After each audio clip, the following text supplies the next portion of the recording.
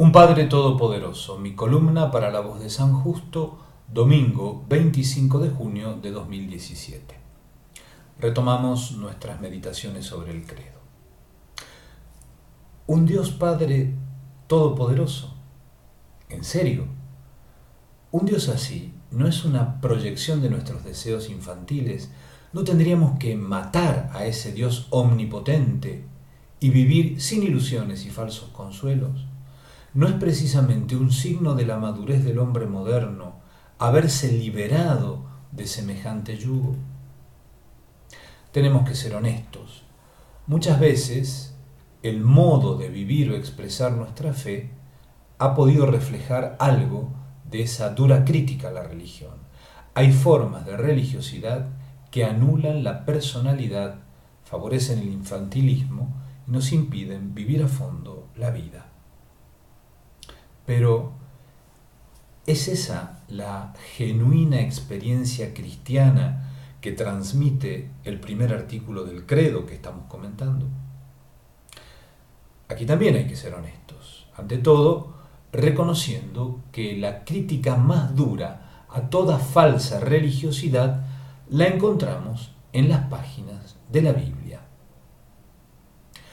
La prohibición de hacerse imágenes de Dios y no tomar su santo nombre en vano, por ejemplo, no buscan conjurar precisamente el riesgo siempre acechante de manipular a Dios subordinándolo a nuestros intereses.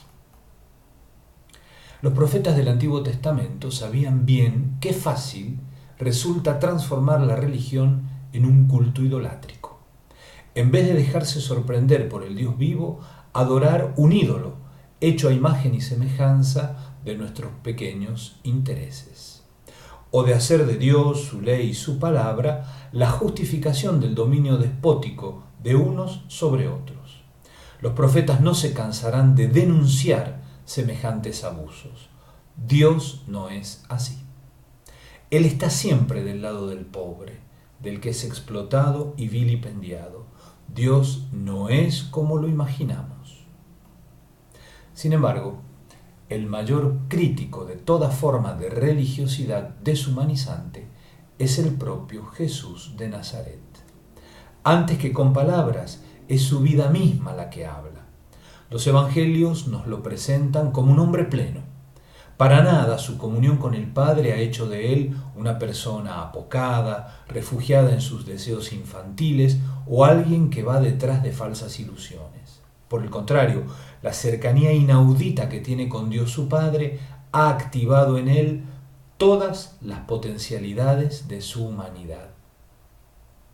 Deslumbra por su exquisita libertad, la riqueza de su mundo interior, su capacidad de ver la realidad, su sensatez, su mansedumbre, pero sobre todo su inigualable capacidad de amistad, de cercanía y comprensión de los demás, especialmente de los más heridos y vulnerables.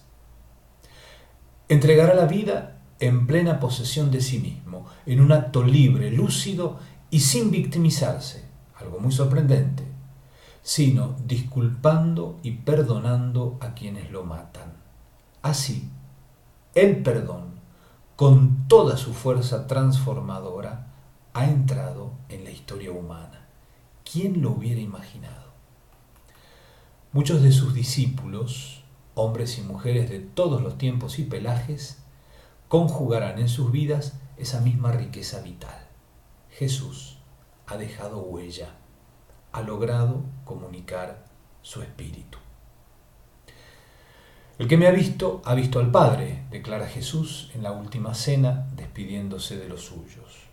Él es el Hijo único hecho hombre, es el Verbo encarnado. Esa experiencia fundante a la que tenemos que mirar para comprender qué es lo que confesamos cuando profesamos nuestra fe en un Dios Padre Todopoderoso. Jesús es el Evangelio que nos muestra quién y cómo es Dios, qué significa que lo reconozcamos como Padre y cuál es la verdadera naturaleza de su poder divino. Jesús nos ha mostrado que Dios se conmueve por todo hombre que sufre. Ese es su poder. Lo ha llevado a hacerse compañero de camino y a dejarse crucificar con todos los crucificados de la historia. Así, con su amor, le ha puesto definitivamente un límite al mal, como enseñaba tan sabiamente San Juan Pablo II. Claro que Dios es todopoderoso. ¿Podríamos entregarle la vida a un Dios que no lo fuera? Pero no es un poder que abruma, no anula la libertad. Al contrario, la hace posible, la estimula. Pone en crisis toda forma, toda deformación de la paternidad. Es su verdadera medida.